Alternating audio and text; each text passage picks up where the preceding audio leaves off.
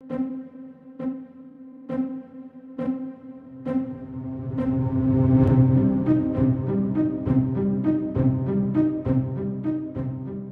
sou a Andréia Rabetin. Para mim é um prazer estar aqui moderando essa mesa. Eu sou uma apaixonada pelo tema e ter pessoas tão ilustres que constroem essa história de investimento social privado aqui comigo é um motivo de muito orgulho. Queria dizer para vocês que essa mesa foi construída com muito compromisso e com muito carinho pela rede temática de articulação do investimento social privado com políticas públicas. Esse grupo é um grupo que o GIF nos proporcionou a oportunidade de construir, e ele tem o objetivo de trocar experiências, identificar sinergias e integrar institutos, empresas e fundações dentro dessa perspectiva. Como os investidores sociais têm articulado seus projetos e programas, políticas públicas, e qual o impacto e a relevância dessa articulação intersetorial. Então, é muito interessante, a gente tem tido uma adesão bastante grande e, novamente, reforço o convite, é um grupo aberto, não precisa ser associado ao GIF, né, Carol? Isso. Porque o debate tem sido muito provocativo, uma vez que essa prática de parceria, né, da iniciativa privada com o governo é muito recente, e também, por uma outra perspectiva, o investimento social privado vem cada vez mais se aproximando do negócio. Então, as questões, isso é legítimo, é sinérgico, como isso pode ser, quais são os modelos que podem, de fato, produzir um potencial de gerar uma transformação em escala.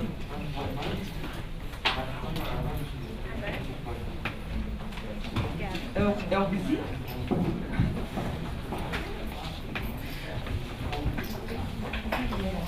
É aqui? Não sei.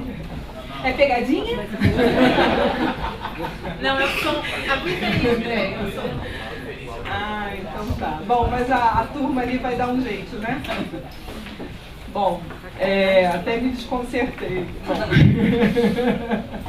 Então, na verdade, é um grupo que faz esses questionamentos, porque a gente sabe que o debate é muito interessante, mas também, por outro lado, traz oportunidades, também traz riscos, receios dessa aproximação.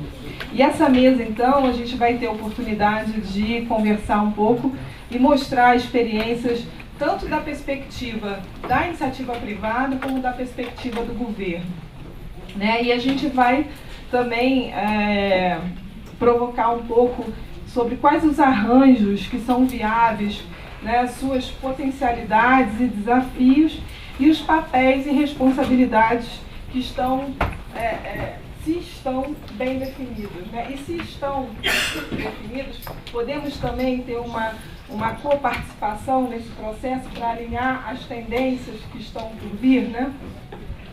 E podemos pensar em modelos compatíveis com esse momento.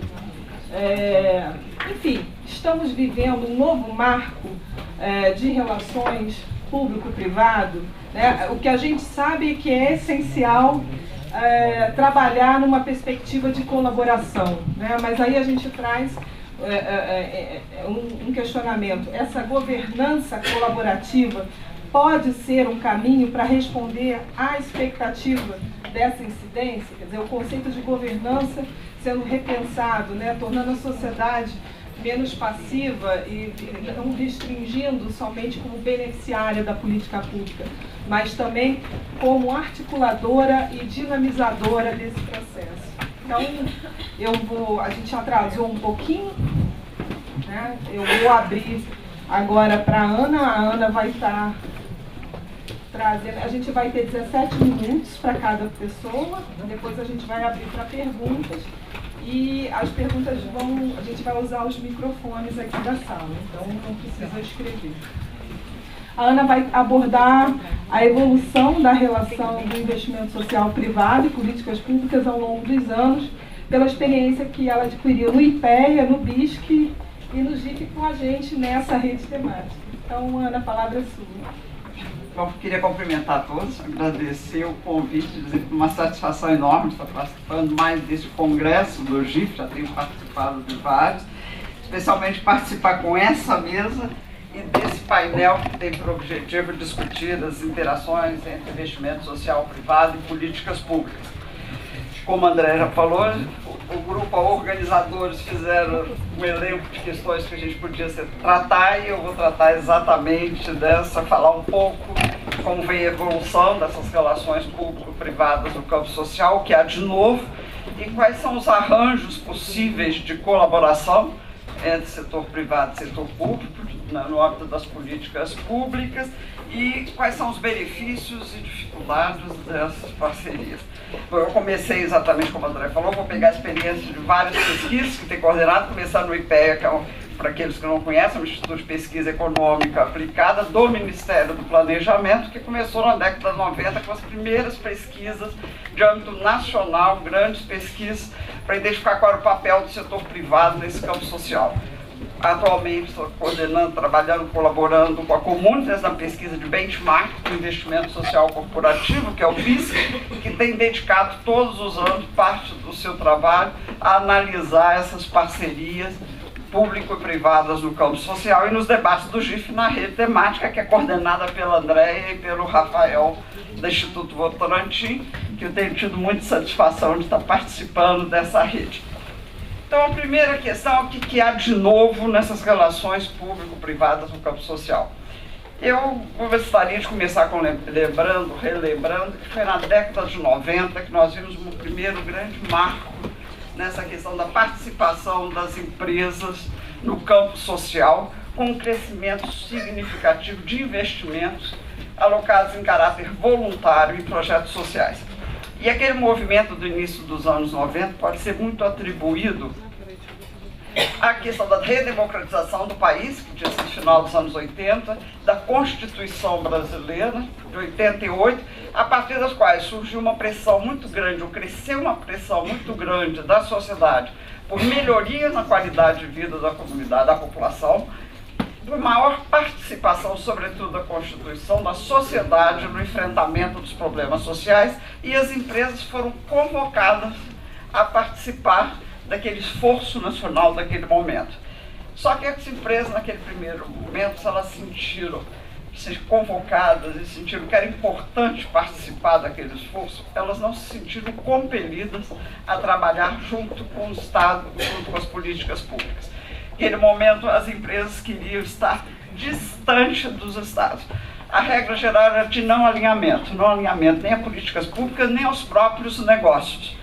Isso porque as empresas queriam uma atuação independente, porque elas eram, inclusive, a gente captava bem isso na pesquisa do IPEA, eram muito críticas às políticas públicas. Então, o que a gente ouvia muito é que o Estado faz mal, é burocratizado, aplica pouco, os recursos que aplicam não chegam na ponta, está distante da sociedade, muitas vezes usa para fins políticos os recursos dos programas sociais. E como agravante, as empresas naquele momento não viam possibilidade de mudar esse estado de coisas e de influenciar nas políticas públicas. Pelo lado do setor público, também os gestores públicos não reconheciam nas empresas capacidade para ajudar a tratar das questões sociais, tinha uma desconfiança muito grande do que seria cobrado em troca desse trabalho conjunto, e quando viu a possibilidade de apoio, geralmente era apoio financeiro para ampliar os programas públicos, muito pouco de participação. Ou seja, as empresas não queriam trabalhar juntas, também não queriam, e eram muito enfáticas a dizer, substituir o Estado na prestação de serviços, do atendimento à população. Quer dizer, elas insistiam na sua liberdade de agir. E essa liberdade de agir, de fazer o que queria, do jeito que queria e quanto queria, as colocava numa posição de uma atuação bastante paralela aos Estados. Quer dizer, essa autonomia ou liberdade de fazer o que quer, do jeito que quer, ela é incompatível com a garantia de direitos sociais básicos. Quer dizer, essa garantia requer instituições formalmente constituídas com uma atuação permanente, contínua. O que se observa de novo nessa relação? Nós estamos falando do início dos anos 90, estamos falando, claro, que não é de todas, sempre tem exceções, mas a gente está falando predominante. Esse comportamento foi modificando ao longo do tempo. E o que nós vamos falar aqui é um pouco do que a gente tem observado na pesquisa do BISC, que é a pesquisa do Benchmark de Investimento Social Corporativo.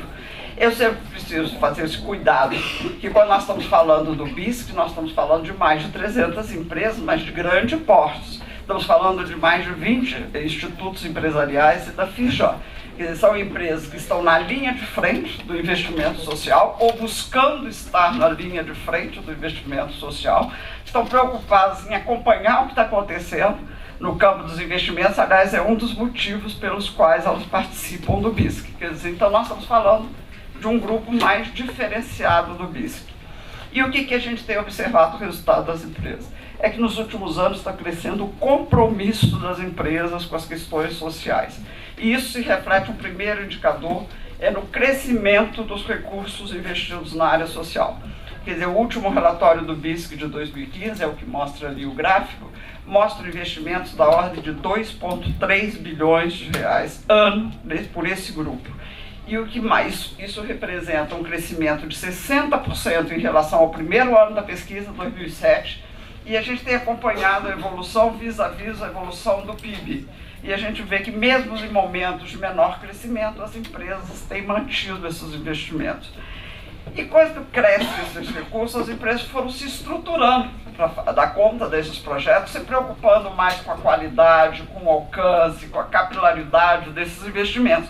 E foram revendo essa posição em relação às políticas públicas.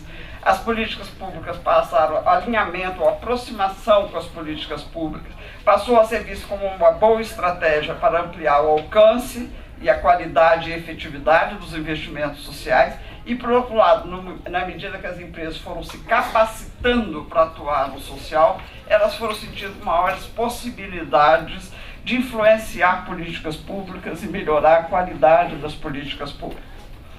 Assim é, por exemplo, quando os últimos resultados do BISC mostram que 80% das empresas do grupo trabalham, de alguma maneira, com instituições governamentais. E a intenção é fortalecer essas parcerias. E esse trabalho é, sobretudo, com os governos municipais. Os participantes informam que eles se sentem mais próximos do governo, das políticas públicas, mais preparados para tratar com as questões sociais e, sobretudo, no que significa diálogo com as comunidades, que é uma área que muitas vezes o Estado tem mais dificuldade, na gestão, no planejamento e na informação. E com essas mudanças, as empresas hoje, eu acho que isso vai abre um novo espaço, é que elas não querem mais, não se contentam mais de fazer uma atuação paralela e de apenas de uma ajuda. O que a gente começa a ver hoje é que as empresas querem fazer parte da solução dos problemas sociais. Então hoje elas querem identificar quais as possibilidades e as estratégias de enfrentar os problemas sociais e de agir. E por outro lado, quer dizer, elas estão mudando, estão querendo assumir um novo papel e elas estão vendo também mudanças por parte dos gestores públicos. O que elas têm observado, são os que a gente tem ouvido dos depoimentos, é que há mudanças no comportamento dos gestores, que eles estão hoje mais abertos para o diálogo, já reconhecem que as empresas não são apenas fonte de recursos adicionais, mas que esse trabalho conjunto pode trazer benefícios também para as políticas públicas, em termos de alcance, capilaridade, flexibilidade, que as empresas, investimento social tem mais, e na qualidade do atendimento. Quer dizer, todas essas mudanças por parte das empresas e por parte do setor público abrem um novo campo de trabalho conjunto entre o setor privado e o setor público no campo social. E vão ter uma redefinição de papéis a partir dessas novas possibilidades. Agora, para esse debate, que eu acho que é um dos objetivos aqui do nosso encontro de hoje, eu gostaria de destacar 2 pontos. Primeiro, que não há como questionar que o Estado é o grande responsável pela garantia dos direitos sociais básicos dos cidadãos. No entanto, ele não é o único responsável e nem precisa ser o único prestador de serviço. E não é só, como se costuma dizer, porque os problemas sociais do Brasil são muito grandes e as políticas públicas não dariam conta. É porque também cresce o entendimento que políticas públicas que se querem democráticas têm que garantir a participação das organizações da sociedade. Em segundo lugar, é que nesse debate nós temos que pensar que o novo papel das empresas ainda está por ser redefinido. Todo esse processo, essas mudanças são muito recentes e ainda nós não sabemos exatamente qual será o papel que as empresas vão assumir. Nós precisamos ainda de muito debate, não é à toa, precisamos da rede, é muita reflexão, e eu vou só para fechar essa primeira questão, trazer uma pergunta que eu gostaria depois que a gente pudesse explorar. Fazer parte da solução no campo das políticas públicas, como querem as empresas, implica abrir mão da liberdade de agir e assumir compromissos, fortes compromissos com uma atuação contínua e publicamente pactuada. Em que medida? Vocês insistiam antes na liberdade de agir, em que medida isso vai ter que ser modificado quando se quer fazer parte de solução de políticas públicas? O segundo tema é quais são os arranjos possíveis desse trabalho colaborativo, quais são as dificuldades e quais são as possibilidades.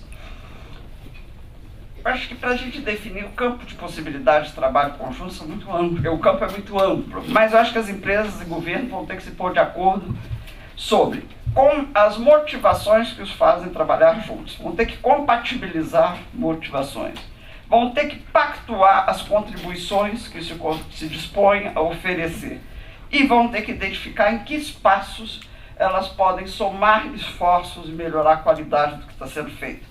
A partir desse entendimento, por quê, para quê e como, aí os arranjos são infinitos. Nós temos discutido um pouco na rede que as empresas têm trabalhado diversas frentes. Por exemplo, criar novas tecnologias sociais para que depois possam ser aproveitadas ou incorporadas pelas políticas públicas. Complementar políticas ou ampliar políticas públicas, se associar a políticas já existentes para ampliar o atendimento. Atuar induzidas, vamos dizer assim, ou pelo setor público, ou por subcréditos bancários, financiamentos, ou pelos incentivos fiscais, que é uma forma de estimular o setor privado a atuar, e o incentivo público, ou mesmo pelas obrigações legais, porque os licenciamentos ambientais também é uma forma do setor público e, vamos dizer, incentivar. E, finalmente, uma quarta estratégia mais recente que as empresas têm usado para influenciar políticas públicas é de investir na organização da população e das comunidades para que elas façam esse papel de cobrar e de controlar políticas públicas. É muito difícil dizer qual desses arranjos é o melhor, o mais avançado. Eu acho que eles vão todos poder conviver e podem dar certo, podem não dar certo. O sucesso de cada um vai depender de caso a caso dos propósitos que estão sendo almejados e como estão sendo pactuados. Não há uma receita única do bolo para esses arranjos. O que a gente pode dizer, às vezes, discutir, são princípios gerais. E aí nós, no ano passado, a Comunitas instituiu um grupo de debates para discutir com os parceiros sobre os resultados da pesquisa BISC. E um dos temas que nós nos debruçamos foram sobre as parcerias com organizações governamentais e não governamentais. E nós nos concentramos em discutir quais são os requisitos para essas parcerias. O grupo definiu 25 requisitos para boas parcerias e que podem ser utilizados para uma autoavaliação desse trabalho. E vamos começar, eu selecionei alguns poucos que eu acho que se aplicam muito bem às parcerias público-privadas. O primeiro é uma boa estratégia de seleção da instituição parceira, porque o grupo insistiu muito, começar bem. Selecionar parceiros com os quais se tem afinidade de objetivos, que se tenha convergência, vamos dizer assim, de propósitos e, sobretudo, que haja relações de confiança. Isso é fundamental para uma boa parceria. Interação entre as partes, que haja possibilidade de diálogo sobre o que fazer, sobre metas e que os compromissos estejam formalizados. Isso foi muito enfatizado, porque não basta ter compromissos verbais, é muito importante formalizar esses compromissos que representam um avanço às experiências anteriores. Bons projetos com possibilidade de gestão compartilhada, que são projetos adequados à realidade e flexíveis para serem frequentemente aprimorados, que as partes possam interferir na forma de atuar e que haja um entendimento bem claro de qual o papel de cada um. Quer dizer, é nesse diálogo, é nessa possibilidade de interferir no que vai ser feito, é que distingue uma colaboração de uma prestação de serviço. Que haja vamos dizer, um acompanhamento e controle permanente, que haja indicadores que possam ser possíveis de medir o que está acontecendo de forma transparente, em que medida que as partes estão cumprindo o seu papel, e que tenha uma estratégia adequada de financiamento, quer dizer, que haja um pacto sobre o que cada um vai alocar, o que cada um vai contribuir, que isso seja cumprido e que haja transparência nesse cumprimento. Como não sei como é que está meu tempo, comecei já a correr. Finalmente, eu gostaria de trazer aqui como comentários finais para a gente pensar nessas parcerias, nessas colaboração entre investimento social e empresa privada. Eu queria trazer alguns últimos resultados do BISC, sobre que podem nos ajudar a refletir sobre essa questão. Primeiro, que todas as empresas que avaliam o grau de satisfação com essas parcerias com o setor público, 82% diz que elas são muito satisfatórias. Os outros 18% não souberam responder, ninguém disse que era insatisfatório. E elas reconhecem os benefícios gerados por essas parcerias. Então, por exemplo, mais de 90% reconhece que o benefício foi alto ou muito alto em relação ao alcance dos próprios objetivos, dos próprios projetos e do potencial de gerar melhorias efetivas na qualidade de vida da população. Aumento no controle social e melhoria na qualidade das políticas públicas. Melhoria do diálogo com as comunidades, das relações com o governo. Nós temos aí uma listagem de benefícios, mas eu estou já falando rapidamente para vocês que foram mais importantes. Por outro lado, nem tudo são flores nessas relações público-privadas.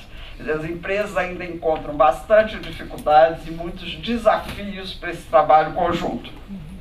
E nessas dificuldades foram destacados, por exemplo, burocracia e morosidade nas decisões, especialmente por parte do setor público.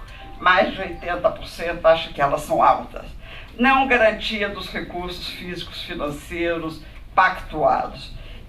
Não identificação das atribuições de lado a lado, que leva muitas vezes as empresas ou a assumir o papel de governo, que gera conflitos de funções, ou a sujeitar-se ao papel de prestadores de serviço.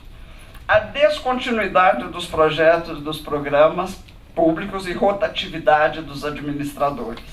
A adoção de comportamento de viés partidários e a falta de flexibilidade de parte a parte ou imposição unilateral de uma agenda de atuação. Eu acho que são aí algumas das dificuldades que vão ter que ser enfrentadas para uma melhoria dessa relação. E só para concluir, eu queria dizer que o que a gente tem observado no nosso trabalho é que as empresas estão valorizando cada vez mais o trabalho conjunto e um trabalho em rede e reconhecem cada vez mais que o alinhamento dos investimentos sociais a políticas públicas podem ampliar os impactos desses investimentos, mas ainda há um caminho muito longo a ser percorrido e que vai exigir muito comprometimento, muito diálogo e um grande esforço para se saber e conhecer melhor qual a realidade, qual o potencial e quais os limites de parte a parte. Eu acho que com isso eu finalizo aqui a minha fala. Obrigado. Obrigada, Ana. Para a gente não perder tempo e ter a possibilidade de debate, eu passo então a palavra para o Marcos Vinícius de Souza, que é do Ministério do Desenvolvimento, Indústria e Comércio Exterior, e ele traz um exemplo de articulação entre política pública e investimento social, no caso Pronatec. A Votorantim já experimentou a VAR, então, aqui a palavra. Ótimo. Bom dia a todos. Então, eu vou confessar que eu não sou especialista no assunto, mas, sabendo a sua explicação, sem querer, eu acabei entrando nos últimos anos nesse assunto. Na verdade, eu vou apresentar 2 cases e a minha visão vai ser muito mais de um gestor público que está fazendo esse tipo de cooperação do ponto de vista interno do governo.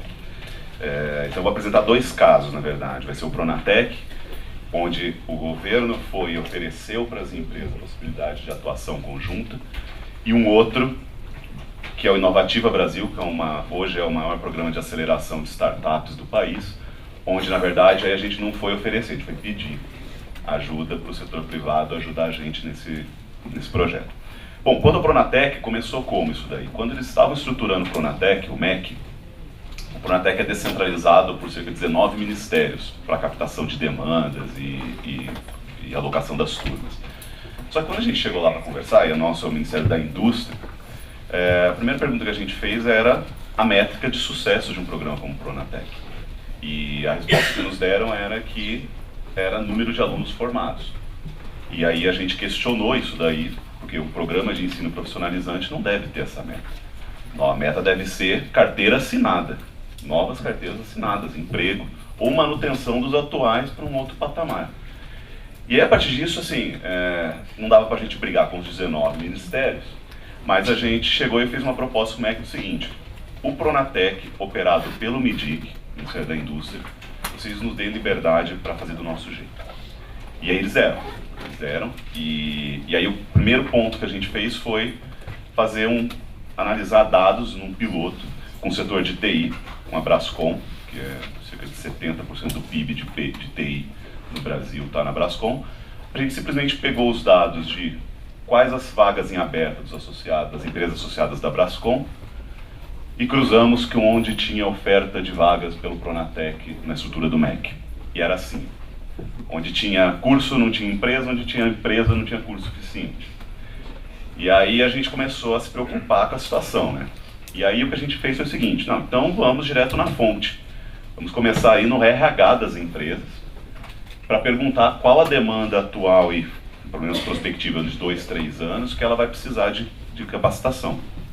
E isso foi muito acertado, porque a gente começou aí no RH das empresas, identificar a demanda, e aí a gente chegou no segundo desafio, que era o seguinte: identificamos a demanda com a empresa, vamos colocar os alunos na sala, ok? Ok.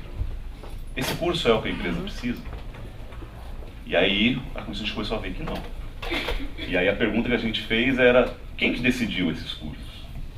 Por que escolheram esses cursos? E a resposta também nos chocou. Que era simplesmente que eles tinham reunido os professores e perguntado o que o mercado queria. Aí eu falei assim: se eu fosse professor eu nunca ia falar que era alguma coisa diferente da que eu sei ensinar, senão eu perco o meu emprego. E aí a gente colocou uma segunda trava no nosso programa, na nossa proposta, que foi o seguinte: o MIDIC só vai pagar curso do Pronatec se tiver o ok das empresas que aquele é o curso que ela precisa. Caso contrário, não vamos aceitar fazer a turma. Se quiser ir para outros ministérios, mas a gente não vai aceitar pagar. Isso é de uma decisão acertada: buscar na fonte, na RH das empresas, e condicionar a aprovação das próprias empresas o tipo de profissional que ela precisa, e só pagar se o instituto, principalmente institutos federais, ou então estaduais, ou Sistema S, que é Senai, Senac, SESI, por aí vai. E a gente só aceitava fazer isso. E foi uma decisão muito acertada, porque a gente começou a ter a maior taxa de empregabilidade do governo federal, de todos os ministérios. Hoje a gente é o maior demandante de recursos do Pronatec, na esplanada dos ministérios. E isso, assim, a gente foi aprendendo fazendo na mão, porque a gente não tinha orçamento para fazer tudo isso que eu estou falando para vocês. Uma equipe de 4 pessoas para fazer isso lá no Ministério, ligando, parecia um call center, ligando para o RH das empresas, pedindo planilha, e fazendo a planilha e colocando em sistema de outro ministério. E era assim, foi infernal o negócio. Mas por 2, 3 anos fazendo isso, a gente foi adquirindo experiência. E aí, como a nossa Secretaria de Inovação e Novos Negócios, a gente não podia se furtar de inventar umas maluquices lá dentro.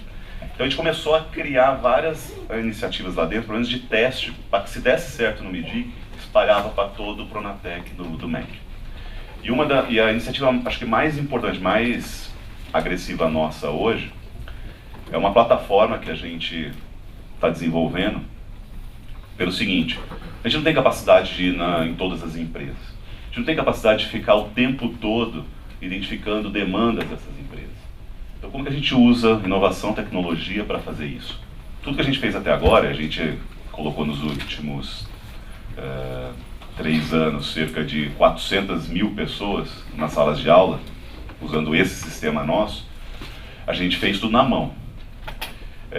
Só que aí o que a gente fez? Onde tinha Pareto, onde tem a maior possibilidade de contratação, os grandes projetos do país, onde a gente vai numa empresa e consegue milhares de demandas identificadas.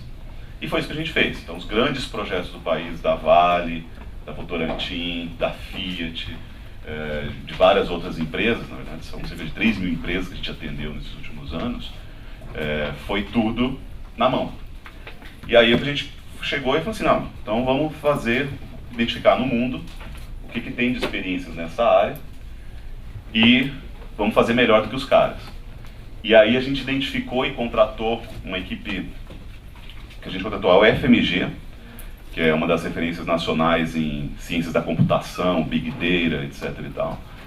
E contratamos alguns consultores que, um deles é o único brasileiro que foi chamado pela União Europeia para criar conteúdos programáticos e profissionais para a União Europeia, quais as trilhas profissionais que a União Europeia tem, a gente contratou ele.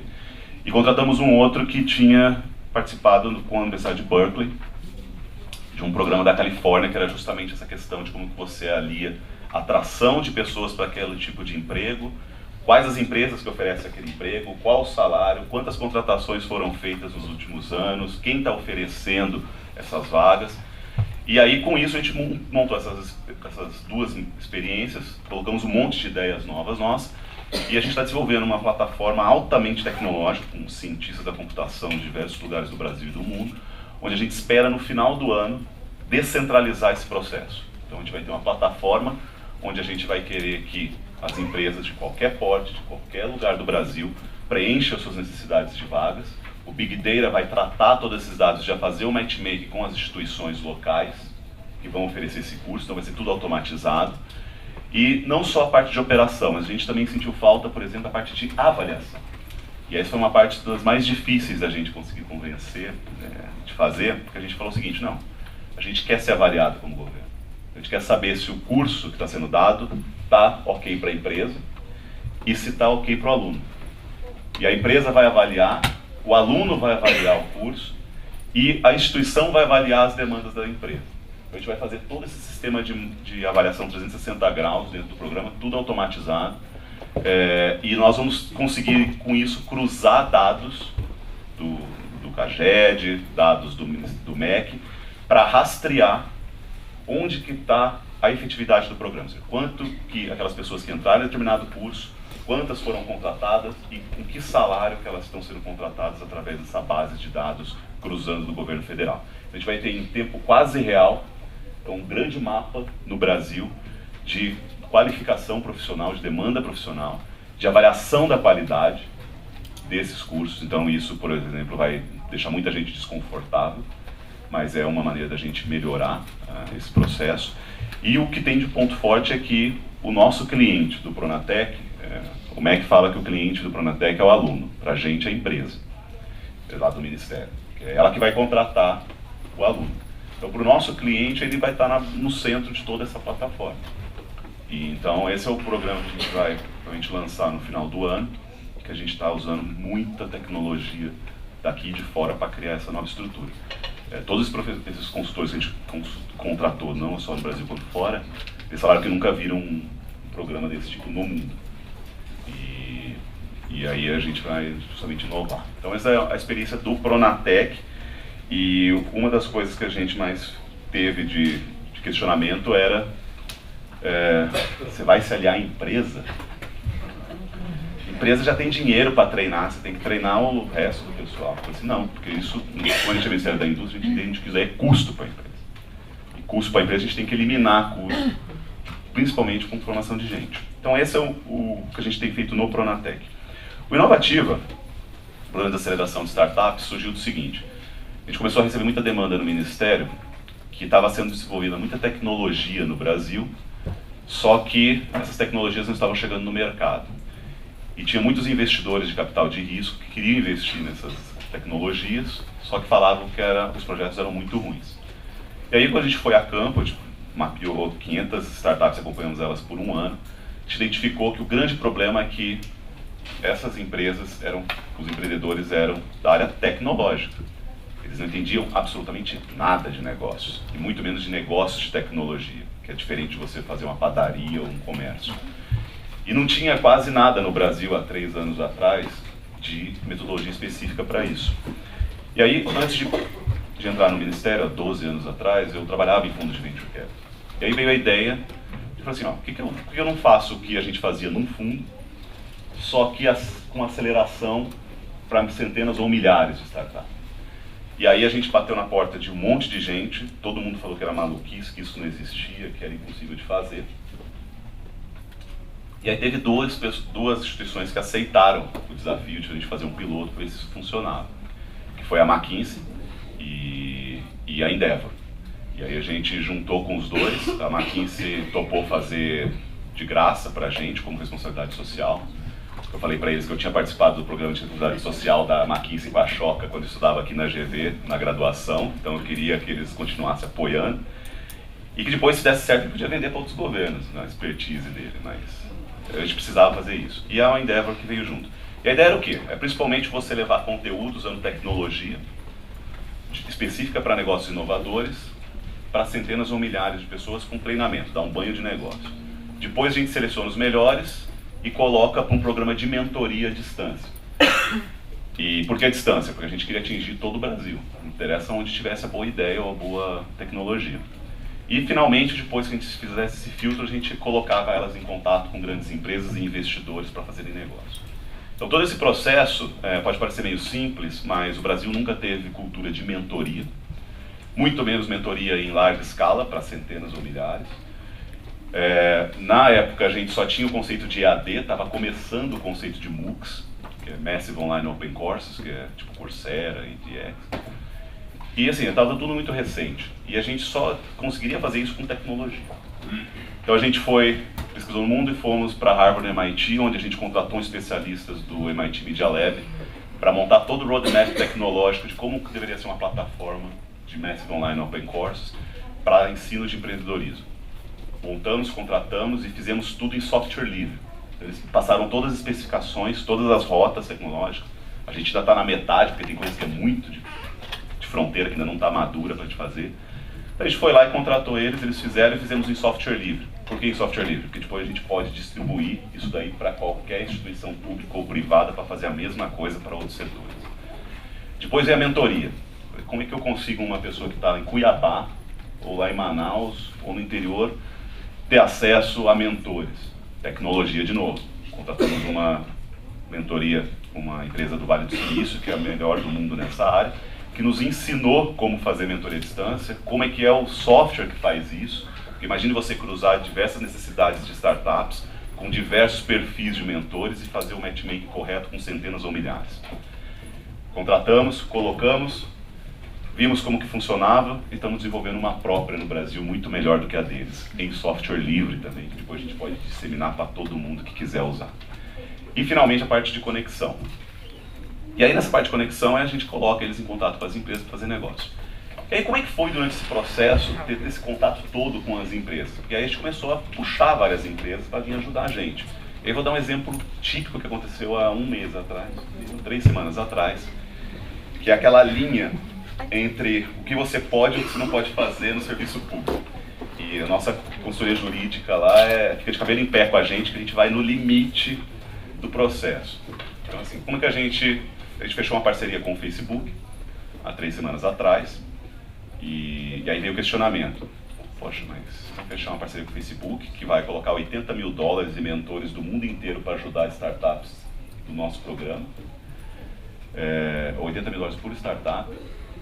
Vai colocar esse recurso e vocês estão discutindo com o Facebook coisas sérias sobre neutralidade de rede, sobre acesso a dados pessoais, etc e tal, então você vai ser corrompido. Eu falei assim, não, o KISS tem muita coisa boa com o Facebook, faz, que é essa parte, principalmente de ajuda a startups. E tem a outra que a gente tem que saber, tem que colocar um muro, uma muralha chinesa, um Chinese Wall, que separa muito bem os tipos de coisa. A gente não vai interferir, não é porque eles estão apoiando a gente não vai questionar diversos pontos de outras políticas públicas.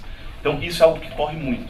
Você vai fazer com empresa, o nosso ministério nem tanto, mas quando outros ministérios que não lidam com o setor empresarial ouvem ou vê essas coisas que a gente faz, a pessoa fica falando, poxa, mas você vai fazer isso com empresas, sabe? Que o pessoal vai falar de você, etc. e tal. Assim, mas a gente mostra com resultado. E os resultados até agora são excelentes. Diversas empresas estão participando do Inovativa, inclusive atrás de startups, que elas têm interesse nas tecnologias. E aí, esse é o nosso dia a dia, ou seja, andar no limite entre o que pode e o que não pode. Uma parte de cultura que é muito forte, não no nosso ministério, mas no resto do governo, que é um pouco dessa questão anti-empresa, conflitos de interesses muito fortes. O que o pessoal vai falar, que você está se reunindo, fazendo projeto com empresas, e que inclusive você vai estar no outro lado depois batendo, né, ou questionando essas empresas em diversos outros pontos. Essa é a nossa realidade que a gente vive lá, e sou um testemunho de como que é o nosso dia a dia dentro desse processo. Mas a última questão que você colocou, que é justamente a motivação, né? Por que você vai querer fazer isso? É muito típico em governo, em todas as esferas, eles fazerem política pública dentro de gabinete, dentro das paredes. Eu costumo brincar, quando eu entrei no ministério, eu fiquei meio chocado. Vocês assistiram Matrix, né, aquele filme? Eu costumo brincar que quando o pessoal chega no governo, principalmente com cargos mais altos, parece que eles estão no filme Matrix, onde eles explodem, descem o download de todo o conteúdo e conhecimento do universo e acha que ele sabe, a equipe dele sabe fazer tudo e entende de tudo. A gente não gosta de trabalhar assim. Todos esses programas aqui a gente sempre fez a 4 mãos com as empresas, justamente vendo se as nossas ideias tinham aderência, o que elas tinham de necessidade, e construir a 4 mãos. Porque acho que isso é que faz o sucesso dessas políticas. E evita aquelas famosas leis que não pegam, as famosos projetos que não pegam, e esse acho que é um ponto principal nesse processo. E tem um outro ponto também que a gente sofreu muito, que é a questão da dificuldade dos gestores públicos de aceitar técnicas mais inovadoras. A gente teve muita dificuldade com isso, principalmente lidando com outros ministérios, porque geralmente o pessoal, quando vai fazer uma política pública, não ousa muito. E quando não ousa muito porque eles não têm a cultura de fazer um piloto, de fazer depois um escalonamento, de testar coisas mais agressivas em laboratórios, depois escalonar. Então, acho que esse é um dos principais problemas quando a gente discute inovação na gestão pública, que é essa vontade de já fazer programas já em larga escala, que muitas vezes dá problema e perde bilhões de reais isso daí, ao invés de você fazer soluções crescentes e mais inovadoras. Acho que é basicamente isso.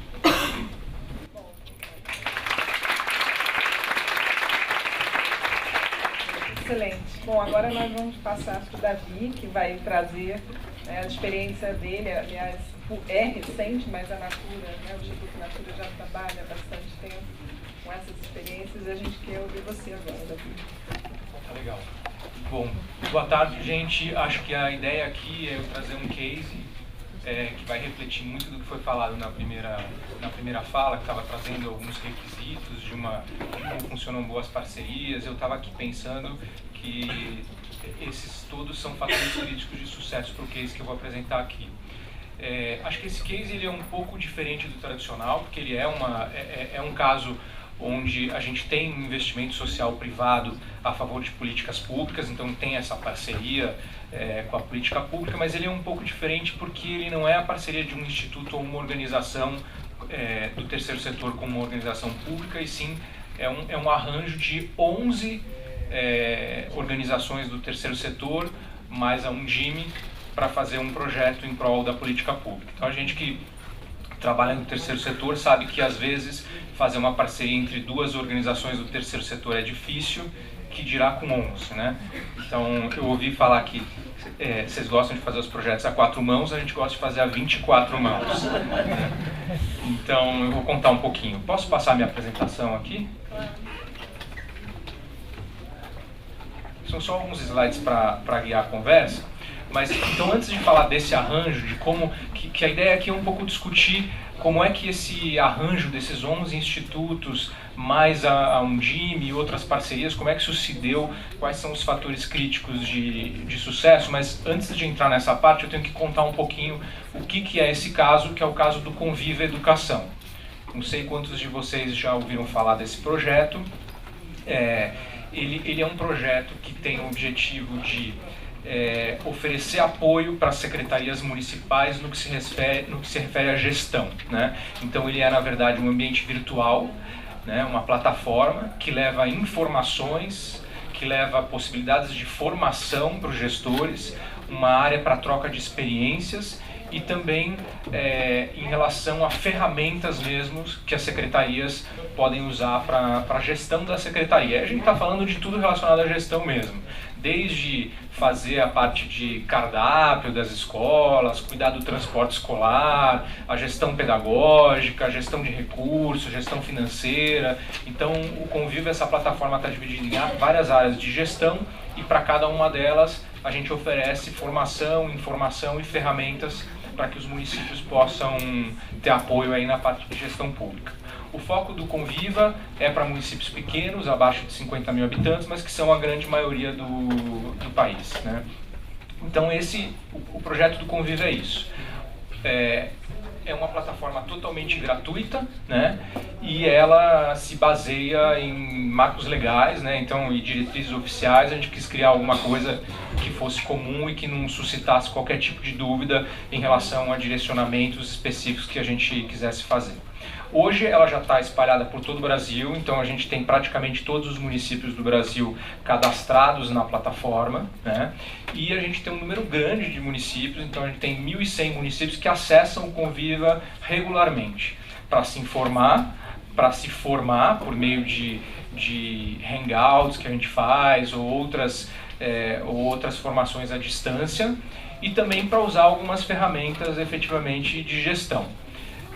Uma ferramenta que a gente que a gente criou e utilizou no ano passado foi a ferramenta para ajudar os municípios a fazerem, por exemplo, o PME. E a gente teve mais de 3 mil municípios que, de alguma forma, utilizaram essa ferramenta, seja para consulta de informações, porque essa ferramenta já levava, por exemplo, todos os indicadores de gestão do município já estavam lá bonitinhos para os gestores municipais poderem usar. Então, usaram tanto para registrar o seu plano municipal de educação, como consulta, utilizaram uma plataforma do Conviva. E a gente teve mais de 2 milhões de acessos ao Conviva desde que a gente criou, e a gente teve 2 mil municípios já impactados com formações presenciais em relação à gestão pública e à utilização da ferramenta do Conviva. Então, é uma ferramenta que já está institucionalizada, né? Ela é um grande projeto da Undime, então é assim que a gente considera esse projeto. Os parceiros estão ali para apoiar esse projeto institucional da Undime, então já é alguma coisa que está de alguma forma enraizada e já ganhou corpo como uma política da própria Undime, né? E aí, acho que o que interessa aqui, eu quis só contar um pouquinho do que é esse projeto para vocês entenderem, mas o que é mais interessante aqui é dizer como é que se formou, como é que a gente chegou a esse estágio no Conviva, como é que a gente conseguiu fazer isso com tantas organizações e como é que se conversou com essa parte de política pública para a gente conseguir desenrolar esse projeto. Então o Conviva, ele começou a ser desenhado em 2011 e ele foi lançado efetivamente em 2013, então ele existe desde 2013 até agora. Ele já está na segunda gestão da Undime, né? Então a gente teve uma mudança de presidência e diretoria da Undime e mesmo assim o projeto continuou. E esse é um projeto muito próximo da Undime, como eu falei, é um projeto da própria Undime já institucionalizado. E aí eu acho que eu vou conversar um pouquinho com os requisitos que foram falados, né? Então acho que uma coisa muito interessante que foi colocada é essa questão de selecionar bem os parceiros, de ter um projeto definido, da questão da confiança. Então, uma primeira coisa que eu acho interessante é assim, como esse projeto começou. Então esse projeto começou com alguns institutos querendo fazer alguma coisa juntos, numa conversa com o Jimmy, que começou a nos passar que tipo de temáticas achavam interessante os institutos tratarem. E rapidamente a gente migrou do modelo desejos e vontades de cada um para um modelo um pouco mais científico, quando a gente pediu um estudo da FGV sobre a temática da gestão municipal, e a partir desse estudo aí sim a gente definiu alguns dos caminhos. Então a primeira coisa que a gente fez foi assim, não era baseado na somatória dos desejos de cada um dos institutos, né? Então os institutos as organizações queriam fazer alguma coisa, mas elas estavam abertas para que a gente conseguisse de uma maneira mais pragmática e quase científica identificar o que deveria ser feito. Outra coisa interessante é assim, essa conversa começou em 2011, o lançamento foi em 2013, ou seja, exigiu um longo período para a gente conseguir construir a confiança entre todos os participantes, tanto em relação às organizações do terceiro setor, quanto em relação ao Undime, né? Até agora, às vezes, eu converso com alguns secretários municipais e eu recebo aquela pergunta, mas por que você está fazendo isso? Né? Por que vocês estão querendo ajudar? O que vocês estão ganhando com isso? Né? E aí a gente tem que dar as explicações. Acho justo ter essa desconfiança, porque às vezes ela é real e justa, né? Então a gente faz essa explicação, mas para construir essa confiança com a Undime e entre os institutos levou desde 2011 até 2013 para que a gente pudesse fazer isso. E uma coisa interessante é a questão da visão do longo prazo, porque se os institutos e organizações não tivessem uma visão de longo prazo, ninguém ia ficar 2 anos desenhando um projeto para ele durar mais 2 anos, né? Então tem uma necessidade de ter uma visão de longo prazo para conseguir fazer um projeto mais complexo. O Instituto Natura, em particular, acredita que se você quer atuar na educação, não tem solução fácil, solução rápida e solução simples. Então você tem que estar comprometido com soluções de mais longo prazo que exijam energia e que exijam ultrapassar obstáculos, tempestades, furacões, mudanças, instabilidades no Brasil e tudo mais. Então foi por aí que a gente montou esse projeto junto a esse grupo. Acho que uma outra coisa que é interessante... Bom, esses são as organizações envolvidas nesse projeto, né? Então a gente tem a Undime como central, né? Nós temos o Instituto Natura, a Fundação Roberto Marinho, Todos pela Educação, Itaú Social, Instituto CIA, Itaú BBA, Fundação Vitor Tivita, Fundação Lehman, Fundação Maria Cecília Souto Vidigal, Fundação SM, Telefônica Vivo. Temos o apoio do Concede e da UNCME e de outros órgãos que nos ajudam. Mas esses são as 2 instituições aí que estão como parceiros institucionais, sendo 11 organizações do terceiro setor. E a Undime é quem efetivamente faz parte e lidera esse projeto.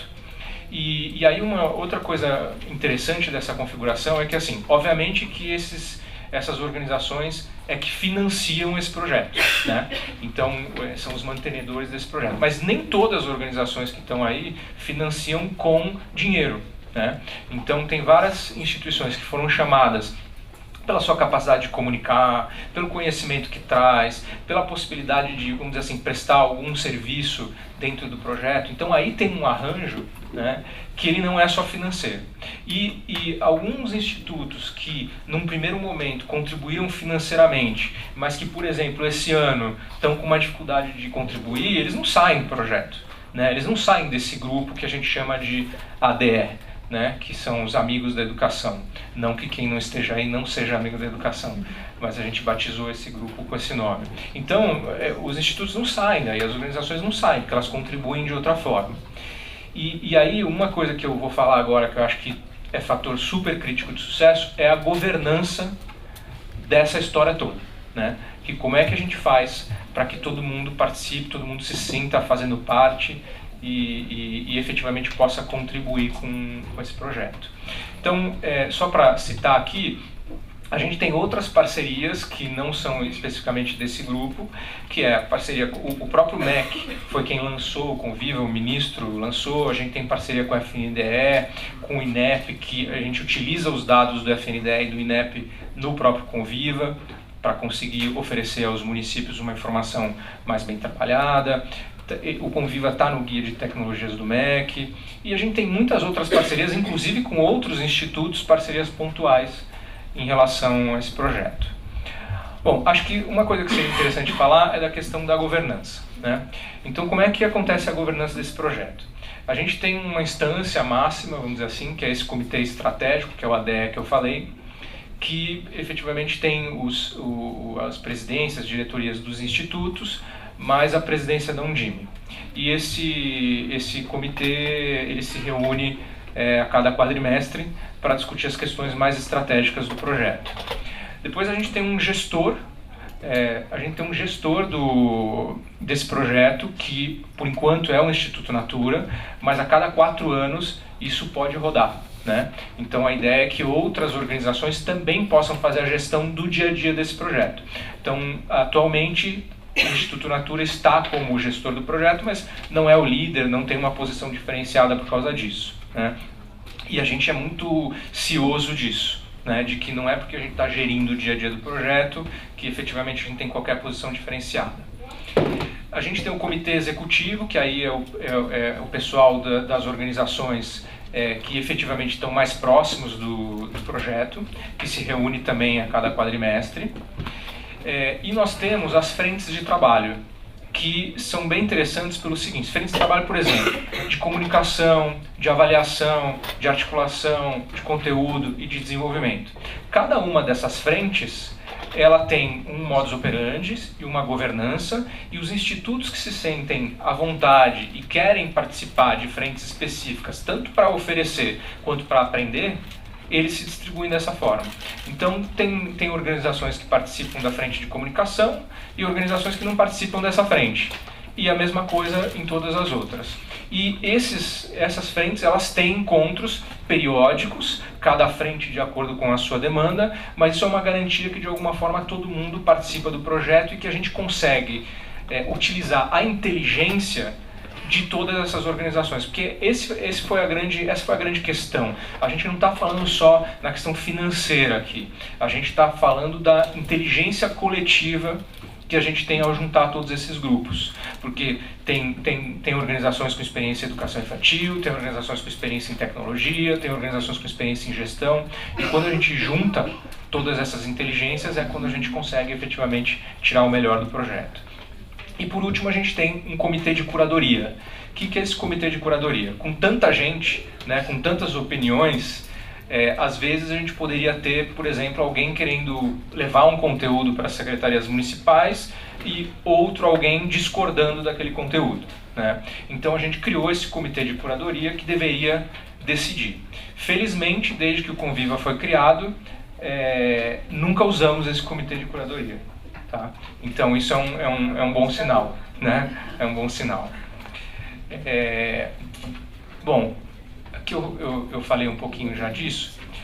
Eu queria falar um pouquinho dos desafios do Conviva em relação a 2016 e em relação ao futuro, né? Então, o ano de 2016, em particular, é um ano que nós estamos focando na questão da transição dos governos que vão acontecer no ano que vem, né? Então a gente tem um desafio de utilizar o Conviva. A gente desenvolveu uma ferramenta que a gente está chamando de memorial de gestão, que é mais ou menos a mesma coisa que um memorial de transição, mas que é algo que não é para ser usado só no ano da transição, e sim ao longo do governo como um todo. E esse é o grande desafio: como apoiar os municípios a se preparar para essa transição, tanto para conseguir registrar o seu legado, quanto para conseguir que os programas não sejam descontinuados no próximo governo. Tá? Então, do ponto de vista técnico, esse é o grande desafio do Conviva. Agora, do ponto de vista desse arranjo, a gente tem um desafio constante de manter esse grupo coeso, de manter esse grupo participando, porque cada uma das organizações também tem seus objetivos próprios, e no dia a dia, na loucura, é muito fácil as pessoas irem se afastando. Então existe um desafio para manter esse grupo coeso, e existe um desafio de aumentar esse grupo. porque a gente acha que tem outras expertises que estão fora desse grupo e que a gente quer trazer. Então a gente tem conversado com outras organizações para vir fazer parte desse grupo para que a gente consiga fazer ainda maior, né? Então, para finalizar, eu queria trazer um pouco para vocês para mostrar como que funciona. Obviamente não dá para explicar tudo em alguns minutos, mas queria passar esses pontos principais e dizer que eu acho que, por enquanto, o Conviva tem tido muito sucesso. E isso tem muito a ver com uma maturidade de todas as organizações, nós mesmos, Instituto Natura, das outras organizações, do mundo da esfera pública, no sentido de entender que a colaboração, e a colaboração de verdade, ela efetivamente pode trazer resultados melhores. Não é só uma coisinha legal de fazer. Pode trazer resultados melhores. Então, acho que o Conviva tem sido um exemplo até agora disso. Tá bom? Acho que era isso. Obrigada, Davi. Bom, a gente fez, contextualizamos todo esse processo durante os últimos anos. Tivemos a visão, a experiência do governo, a experiência da iniciativa privada e agora trazemos à luz da visão jurídica. Provocá-lo, Sazi, e agora? Como é que a gente oficializa esse processo? Formaliza? Bom, obrigado, Andréia, Ana, Marcos, Davi, que nos precederam. Eu diria o seguinte: se nós considerarmos a participação em política pública como um item ao supermercado, nós só estamos comprando maçã. Há muito mais espaço, há muito mais condições de se fazer. E isso é uma questão muito importante, porque nós temos um marco regulatório extremamente propício à participação em políticas públicas. Extremamente propício. Só que nós temos um acanhamento de utilização desse espaço que é terrível. Talvez por conta da nossa pouca democracia, do nosso pouco tempo de democracia, melhor dizendo. Como ontem na plenária o Oscar Vilhena falou, de uma questão de como uma nova geração está começando a se apropriar de instrumentos legais que já existiam e por isso nós estamos vendo todas essas investigações. Nada disso é tão novo assim, o Código Penal é muito antigo, não é só a lei de delação premiada que criou as condições para isso.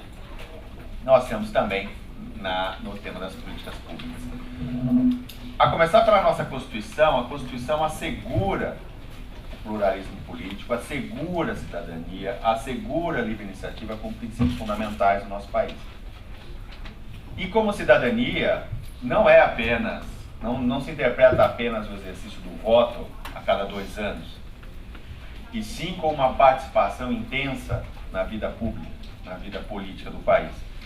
E aí, quando nós discutimos política pública, nós também falamos em esfera pública. E esse é uma questão muito importante. As pessoas, em geral, entendem esfera pública como coisas do governo. Eu digo o seguinte: a esfera do governo é menor do que a esfera pública. A esfera pública é aberta a todos nós. Eu diria o seguinte: se nós imaginarmos em políticas de governo, elas são menores que políticas de Estado. E as políticas de Estado são até menores que as políticas públicas. Porque as políticas públicas, elas não se limitam a 1 ano, não se limitam a um mandato, eu diria até que elas não se limitam a uma geração. Então, quando o Davi fala em longo prazo para mim é intergeracional. Não é 2, 3 ou 4 anos. E essa questão é muito importante. Agora, nós não temos uma lei definindo interesse público no país. É muito comum que as autoridades, principalmente o Ministério Público, suscite o interesse público. Os juízes falam interesse público. Mas o interesse público não tem uma lei que define. O interesse público, na verdade, é a soma dos interesses individuais de cada um de nós. Se nenhum de nós quer ser assaltado, se nenhum de nós quer ser assassinado, a soma desses pequenos interesses leva ao interesse público da segurança na sociedade. Claro que, numa primeira dimensão, ela é egoísta. Eu quero preservar o meu patrimônio, a minha vida, mas quando todos nós pensamos assim, nós temos um interesse política pública. E aí, nesses momentos conturbados que nós temos, a ocupação dos espaços da nossa sociedade não são apenas as ocupações das avenidas e das praças. Nós temos as ocupações institucionais a fazer, os espaços de participação na definição das políticas públicas.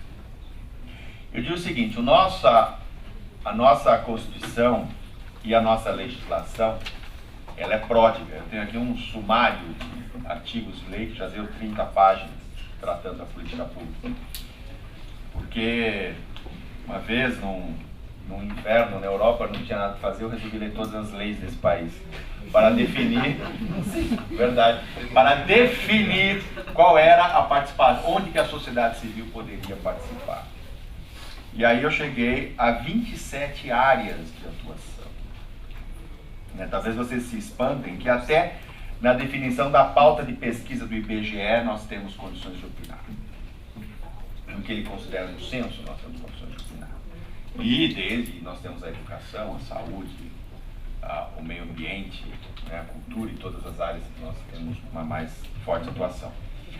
Eu digo o seguinte, o nosso ambiente regulatório dá para a sociedade civil e para as organizações da sociedade civil funções de definição de políticas públicas, em algumas outras situações, funções de monitoramento e controle da política pública, funções de gestão de política pública. Então, nós temos condições de atuar em todas elas.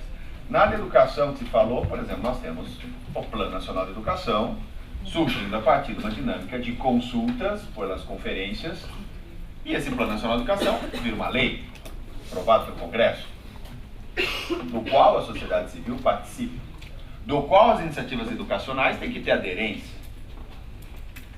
E aí nisso vem um outro aspecto que nós temos que fazer uma autorreflexão. Se nós imaginamos a política pública como algo do governo e não nosso, nós damos as costas a ela, mesmo sem pensar. E aí as nossas iniciativas educacionais, as nossas iniciativas das nossas entidades, começam a não dialogar, a não refletir sobre o que a política pública diz. É quase como uma atitude autista, digamos assim. Nós não percebemos o entorno, nós não dialogamos com esse entorno, nós vivemos no nosso micromundo. E isso é, na verdade, uma perda democrática. Porque se nós temos, por exemplo, na educação, condições de atuar na definição da política pública, na fiscalização, inclusive pelos conselhos de educação, pelo Conselho da Criança, pelo Conselho de Juventude, né? Nós precisamos ocupar esses espaços, dialogar com essas instâncias. Então, se nós pensarmos, e eu vou pegar esse material que eu preparei aqui, esse sumário, eu vou colocar à disposição, depois à disposição de vocês, porque vocês vão ver que existem vários elementos que justificam essa atuação na política pública. Agora, como que nós participamos? Existem canais, né? Existem canais estruturados, nós estamos lidando com o Estado, e o Estado é uma organização burocrática, existem instâncias de diálogo. A instância mais primária, mais óbvia, eu diria que é aquela instância que representa a sociedade. E dos três poderes, a instância que representa a sociedade é o legislativo. Eu me arrisco a dizer que o executivo não representa a sociedade. Porque do executivo elegemos uma única pessoa, que define todos os outros cargos. Agora, o legislativo nós o elegemos inteiro. Né? O judiciário não elegemos nenhum. Né? Então, se nós pensarmos de qual dos três poderes da República, ou até o quarto, se considerarmos o Ministério Público, né? Qual deles que nós temos, que nos representa como sociedade, nós temos o legislativo. E no legislativo nós temos comissões, comissão de educação, de meio ambiente, seguridade, tecnologia, e todas as áreas. Nós temos o acesso direto aos parlamentares, no município, no estado ou na União. Este é o primeiro canal de diálogo, esse é o primeiro canal em que a nossa democracia é falha.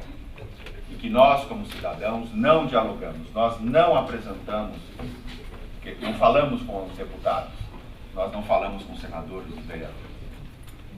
Então esse é um primeiro aspecto de participação. A forma de participar na política pública é também expressar nossas ideias, nossas opiniões, nossas vozes. E não simplesmente sou contra, a favor do impeachment. Não é isso. É muito mais profundo, muito mais permanente do que a questão conjuntural de um impeachment ou de uma eleição.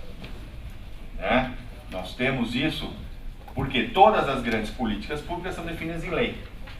Há um tempo atrás, né, em 2014, a presidente teria lançado um decreto, o decreto 8243, a respeito da Política Nacional de Participação Social, que gerou um grande embate, uma grande discussão, e que inclusive levou a um ato do Congresso Nacional rejeitando o decreto da presidente, né, porque ele seria bolivariano, segundo o que a mídia falava. Mas o ponto-chave não é a forma do decreto. Aliás, não é o conteúdo do decreto, é a forma. Porque, de fato, no nosso ambiente regulatório, todos os instrumentos de participação social se deram a partir de leis. E um decreto não seria o meio jurídico adequado. Mas não que a participação social fosse atacada, porque ela já existe, já é garantida há muito tempo. Então, nós temos isso como canais assegurados. O que nós não temos é a ocupação desses espaços. Né? Em alguns deles, nós temos poderes muito fortes. Por exemplo, na questão da Política Nacional de Meio Ambiente, as normas, o Conselho Nacional de Meio Ambiente edita normas sobre licenciamento que tem que ser seguidas até pelas empresas públicas. Um poder normativo ali estabelecido. Né? Se nós pensarmos no papel que os conselhos da criança têm nas legislações, é muito forte. Né? Se vocês olharem a lei que criou o Conselho Municipal de Criança do seu município, vocês vão ver que aquele conselho tem um papel de influenciar a política pública da criança e adolescente naquele município, de definir orçamento, inclusive acompanhar a alocação de recursos na lei orçamentária. Então, se o conselho se limita a ficar registrando a entidade, aprovando o projeto, ele também é uma instância que não está ocupando o seu papel. Ele está sendo reducionista.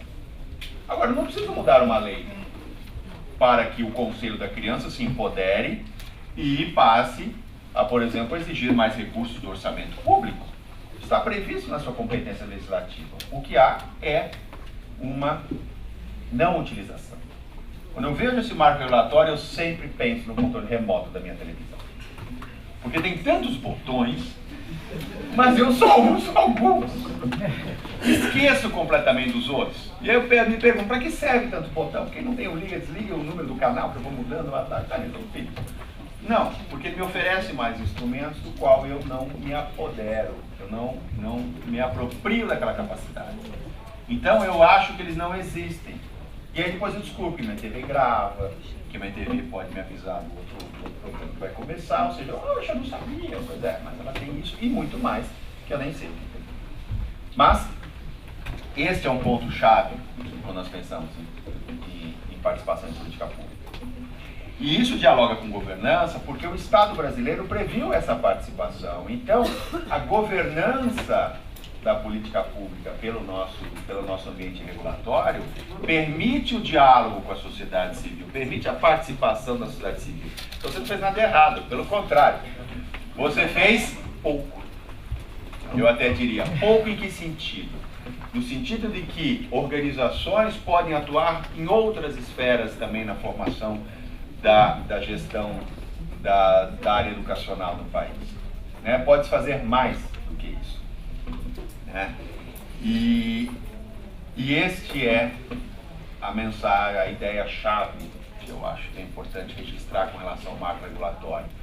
Diz assim, tudo que vocês fazem é legítimo e é autorizado por lei. Mesmo a um crítico, por exemplo, do Pronatec, né, ou do Ministério, não, mas vocês estão fazendo parceria com a empresa? Não há problema nenhum de fazer.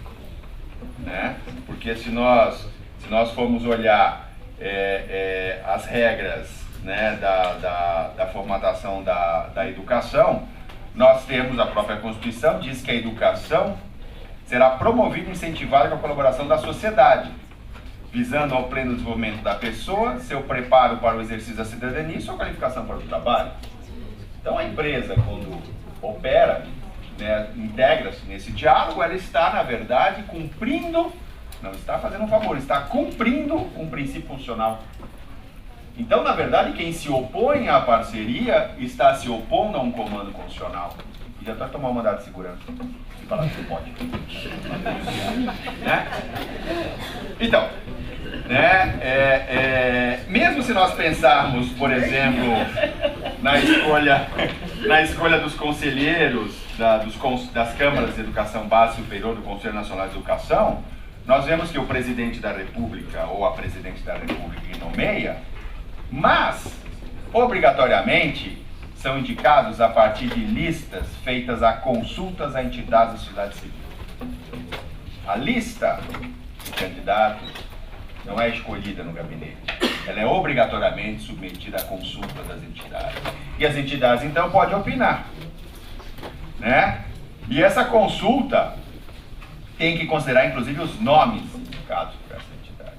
Quer dizer, eu posso opinar, mas eu não me aproprio do espaço. Então, eu diria o seguinte, né? As nossas caravelas democráticas chegaram na costa da Bahia, mas nós ainda só estamos no litoral. O nosso país ainda é muito grande, não conquistamos ainda todo o espaço até chegar no Acre. Obrigado.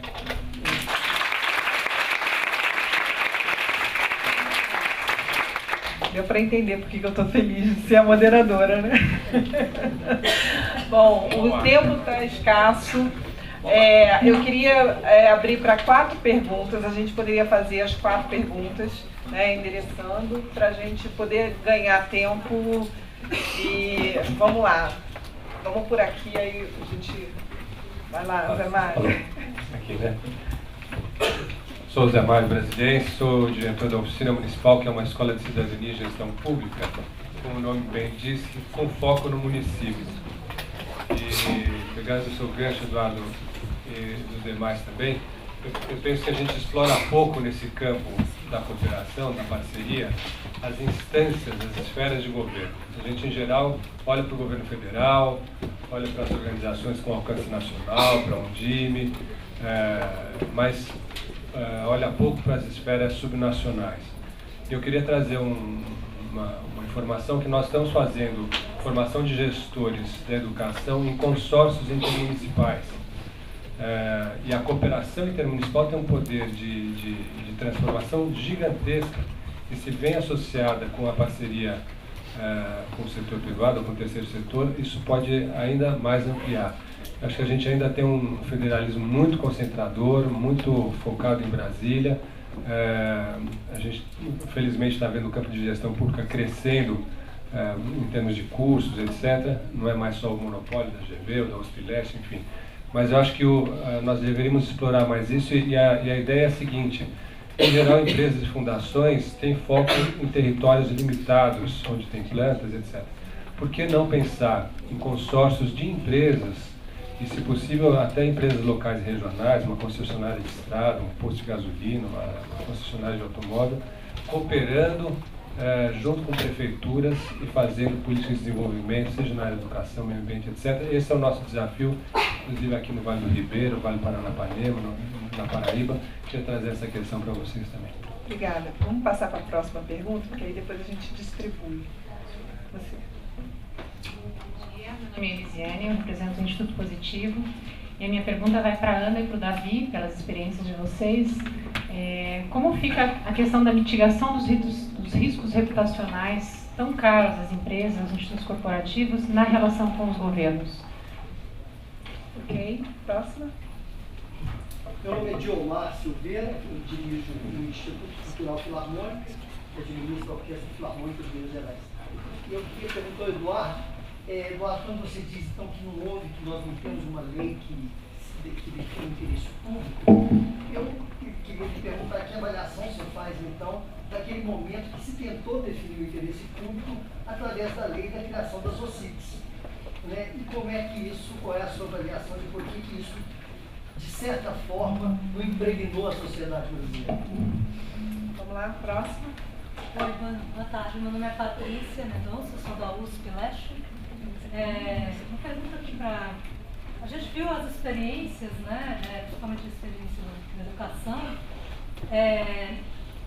com foco no fortalecimento da gestão, e esse tem sido um aporte, né, que os institutos e fundações têm dado e, na verdade, tem uma vocação para dar para o setor público.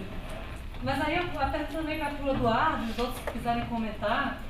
Na nossa legislação nós temos as possibilidades incríveis de participação, né, muito mais direcionadas a interferir nos resultados, nas políticas públicas em si. Só que, para que isso aconteça, né, é necessário não só a participação, mas uma participação que possa depois ser instrumentalizada. E aí fica faltando unir, né, essa coisa da gestão e das políticas públicas, dos meios e dos fins. Né? Então eu queria um comentário de vocês a respeito disso, né, e qual a possibilidade, né, tanto da legislação, né, de que de repente o Conselho de Política vá propor alguma coisa para as questões administrativas ou não. E como é que vocês veem isso, né, como uma vocação do investimento social privado? Ok. Gente, eu não vou poder mais abrir para pergunta, mas temos a rede temática, que eu acho que é uma questão, né, de nos aculturarmos, digamos assim, né, a ocupar os espaços, e nada melhor do que fazer isso numa esfera ampliada. Então, as próximas perguntas a gente pode estar endereçando lá nos espaços da rede.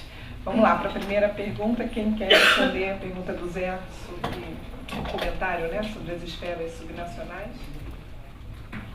Posso perguntar? Olha, eu acho que é uma observação bastante interessante. Agora, o que a gente tem visto um pouco no âmbito das empresas é que, claro que as grandes empresas pensam nas políticas nacionais, mas no dia a dia essas relações estão se dando muito mais no âmbito do município, no âmbito do território. Aí você coloca, tem a questão das empresas se limitarem no território do entorno onde elas atuam. Mas aí é o que compensam as grandes empresas, porque muitas vezes o território para as grandes empresas não é só onde elas têm a sua planta, vamos dizer assim, é muitas vezes onde a sua marca chega. Então, muitas vezes elas podem atuar em vários territórios onde não estão fisicamente presentes, mas a sua marca chega presente. Então, eu acho que não é que essa questão do território, as esferas talvez estaduais, para a gente pensar governo federal, estado e município, as estaduais e os consórcios, que você trouxe muito bem, a questão municipal, que ele traz dificuldade, porque é sempre mais difícil de trabalhar conjuntamente, mas eu acho que esses são dois espaços importantes a serem trabalhados. Mas no âmbito do município, acho que a coisa está indo relativamente bem, até onde a gente vê que avança mais. A questão dos riscos reputacionais, das parcerias, eu acho que esse sempre foi uma questão. Então, até quando as empresas eram muito críticas aos governos e às políticas públicas, elas não queriam se misturar e não queriam confundir, porque muitas vezes as empresas estão muito mais permanentes no território nacional do que, vamos dizer assim, os governos ou as administrações de plantão. Então isso sempre teve um receio de como você fazer parceria, mas não identificar-se político partidariamente com isso. Esse é um risco que as empresas estão tentando equacionar. Eu acho uma boa forma de equacionar quando essas parcerias são feitas de forma transparente e envolvendo outros segmentos da sociedade, participação em conselhos, participação em outras esferas, que não fique só aquela coisa bilateral, empresa e vamos dizer, e o governo ou administração pública, eu acho que reduz. Agora, sem dúvida, esse é um risco que está presente, que as empresas e dificulta muitas vezes. Por exemplo, no momento atual, tem problemas, tem riscos do que está sendo em troco, Então tem momentos que essa coisa fica mais fácil, tem momentos que fica mais difícil, pode ficar mais difícil num determinado local, numa determinada instância de governo, mas o que eu acho que ao longo do tempo as empresas percebem que as vantagens, inclusive em termos reputacionais, porque muitas vezes elas se legitimam até junto às organizações comunitárias, porque quando você trabalha com políticas públicas, quando você está engajado, perde também aquele interesse único e corporativo da empresa. Eu estou trabalhando num esforço que é mais coletivo, e isso é bom para a imagem. Então tem riscos e tem que se administrando, para nada a gente tem receita, tudo tem riscos e vantagens e tem que medir cada uma dessas questões. Rapidamente, porque eu sei que tem perguntas. Posso responder essas duas perguntas também? Então, bom, a pergunta do Zé Mário, tudo bem? Bom, acho que no Instituto Natura a gente tem tentado fazer essas incursões. Você mesmo já esteve lá nos ensinando sobre regime de colaboração e outras coisas. A gente tem 3 polos no Brasil, no Nordeste Paraense, no sul da Bahia, aqui no Sudeste, onde a gente tenta fazer exatamente esse trabalho de trabalhar com um grupo de municípios. Esse ano a gente tem uma experiência interessante, que é tentar, a gente escolher uma meta do PME, que é compartilhada por esses municípios, esses polos, e vai tentar fazer com que eles atinjam essa meta colaborativamente. Então a gente vem tentando fazer isso, mas eu acho que eu tenho uma explicação um pouco simples para por que as empresas fazem menos isso. Porque é muito mais difícil, né? Muito mais difícil. Os municípios, eles nem sempre têm a estrutura ou o pessoal para conseguir trabalhar com esses projetos, você fazer com que todo mundo corrobore das mesmas coisas. Então a experiência que a gente tem, por exemplo, quando a gente faz um projeto com o Estado, a energia que a gente gasta é muito menor do que para fazer com 15 municípios em conjunto, né? Então a gente tem tentado enfrentar isso, mas eu acho que a verdade é que é muito mais difícil. À medida que esses consórcios vão se formando naturalmente, se organizando, fica um pouco mais fácil, isso pode ajudar bastante. Em relação à questão da imagem institucional, eu acho engraçado, se a gente tivesse aqui uma outra plateia, a plateia só da esfera pública, iam perguntar se eles não acham arriscado se juntar às empresas para a imagem institucional deles, né? Então eu acho que é verdade isso, né? Tem essa desconfiança dos dois lados. Essa desconfiança não é por acaso, ela é real, porque às vezes existe esse problema. E o que a gente tenta fazer?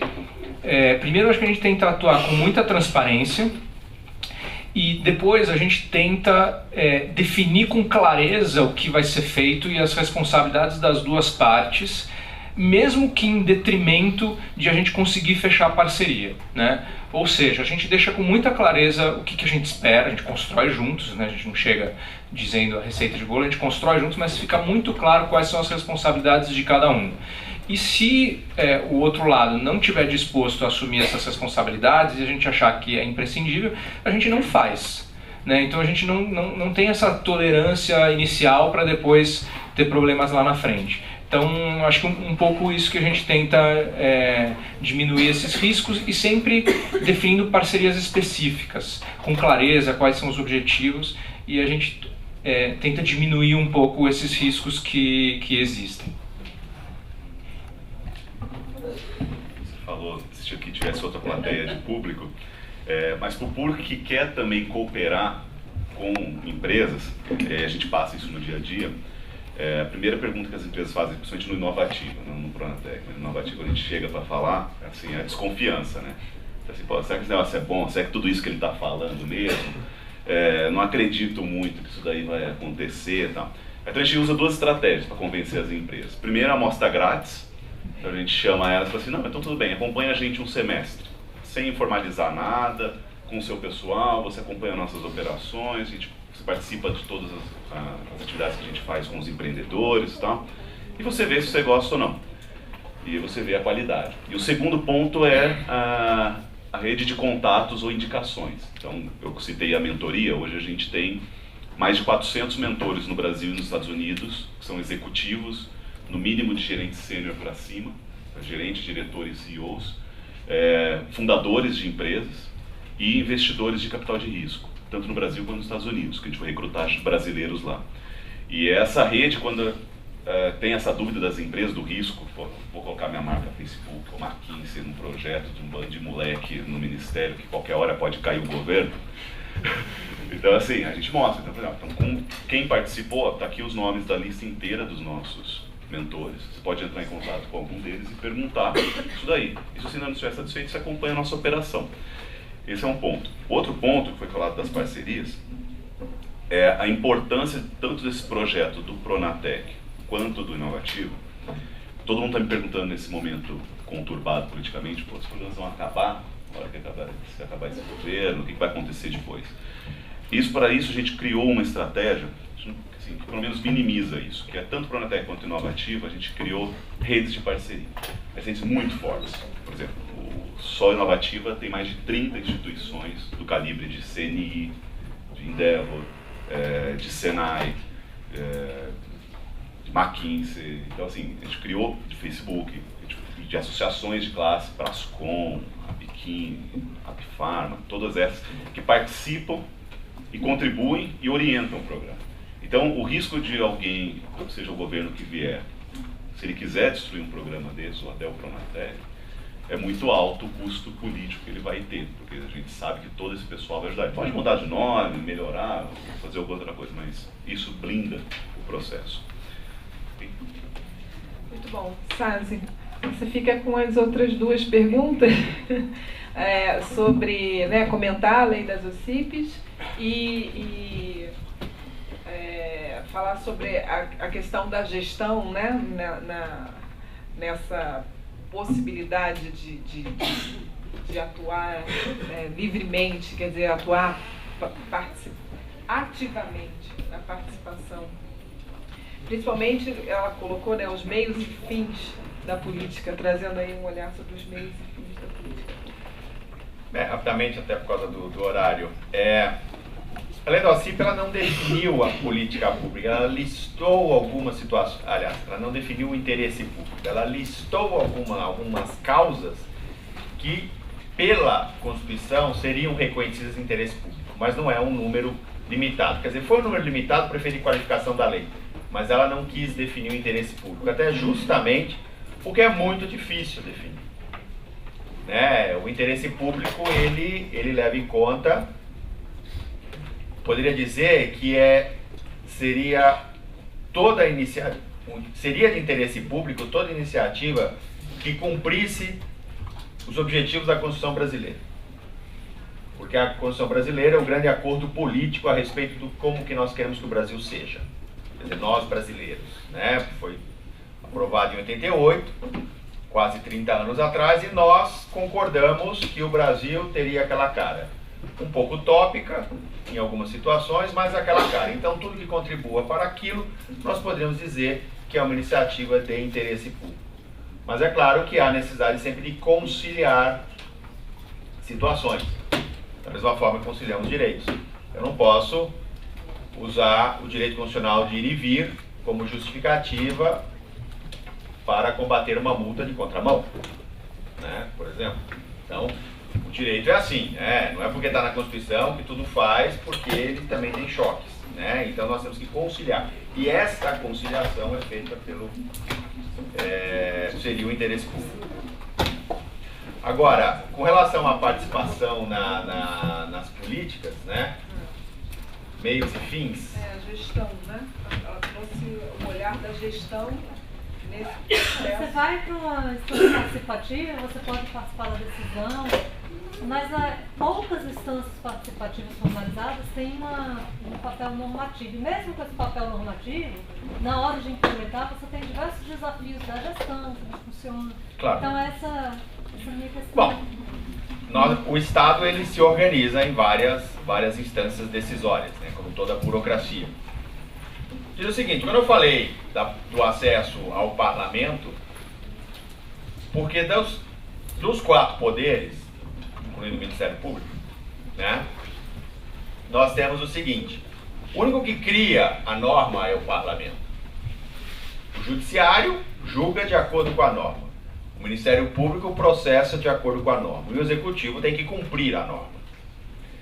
Então eu diria que até se nós pensarmos em quem teria um poder maior dentro da hierarquia, nós teríamos o Legislativo. Por isso que ele é a expressão maior do que é uma democracia. Só que para efeito de orçamento, como quem executa tem que gastar o dinheiro, o Executivo tem maior orçamento. E aí a gente tem uma visão de que o Executivo é o mais importante, porque ele tem o caixa. Mas na verdade nós teríamos que nos apoderar do Legislativo, e mesmo nos municípios e nos estados. E se nós pensarmos nos conselhos de política pública, eles têm esse caráter de legislativo, porque eles são órgãos colegiados, em que a gente opina, que a gente dá contribuição, que a gente fiscaliza, né? Então, não vou dizer que em todas as áreas nós temos instâncias exatamente funcionais. O Conselho de Meio Ambiente tem mais poder normativo do que, por exemplo, o Conselho do Idoso. Mas ambos são importantes na sua instância. Eu acho que o importante é utilizar entender quais são as instâncias de diálogo, de participação, a participar dela, opinar e principalmente envolver com o Legislativo. Esse material aqui eu vou disponibilizar para o GIF, E ele é uma cartilha interessante, né? Porque se alguém perguntar por que, você vai lá no pedaço, porque o artigo tal da lei tal me diz. Né? Aí ficamos assim. Obrigado.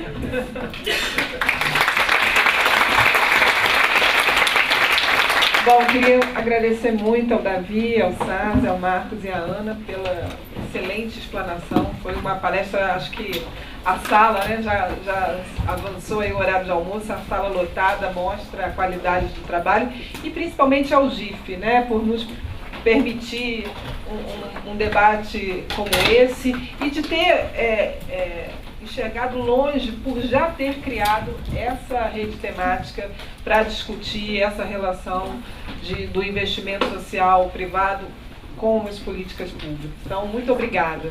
Bom dia para vocês.